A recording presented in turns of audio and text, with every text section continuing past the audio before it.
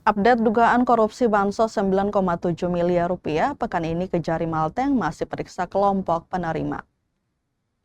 Kejaksaan Negeri atau Kejari Maluku Tengah masih mengusut perkara dugaan korupsi dana bantuan sosial atau Bansos 9,7 miliar rupiah.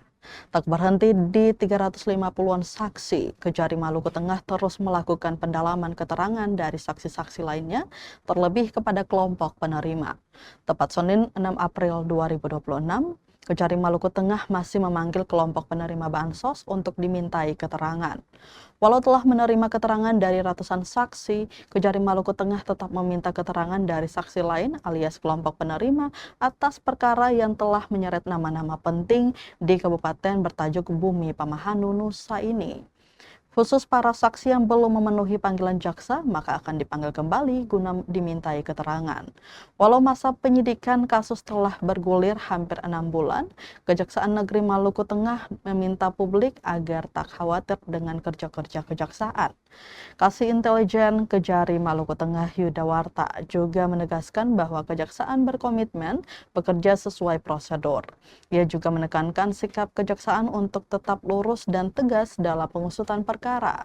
Dikonfirmasi pula soal rencana pemanggilan saksi dari instansi legislatif maupun eksekutif, Yudawarta tak mendetail. Ia mengaku pemanggilan dilayangkan kepada pihak yang memiliki keterkaitan dengan kasus dugaan korupsi dana bantuan sosial tersebut. Sebelumnya, perkara dugaan korupsi dana bansos pada Dinas Koperasi dan UMKM Maluku Tengah telah dinaikkan statusnya ke tahap penyidikan sejak Oktober 2025. Kasus ini kemudian menyita perhatian publik pasca diperiksanya ratusan saksi dari instansi eksekutif, instansi legislatif, juga kelompok penerima. Sejumlah nama penting pun telah diperiksa jaksa penyidik sebagai saksi, antara lain Sekretaris Daerah atau Sekda Maluku Tengah Rakib Sahubawa, kemudian Ketua DPRD Maluku Tengah Heri Menkar Haurisa, Wakil Ketua DPRD Maluku Tengah Arman Mualo, sejumlah kepala OPD terkait, dan unsur lainnya.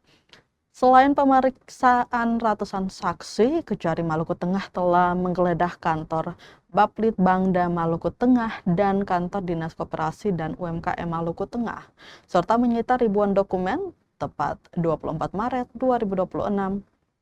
Salah seorang mantan legislator berinisial HA juga telah mengembalikan uang ke kas negara melalui Kejari Maluku Tengah senilai 200 juta rupiah. Di tengah rentetan pengusutan perkara ini, Kejari Maluku Tengah belum juga buka-bukaan siapa calon tersangka.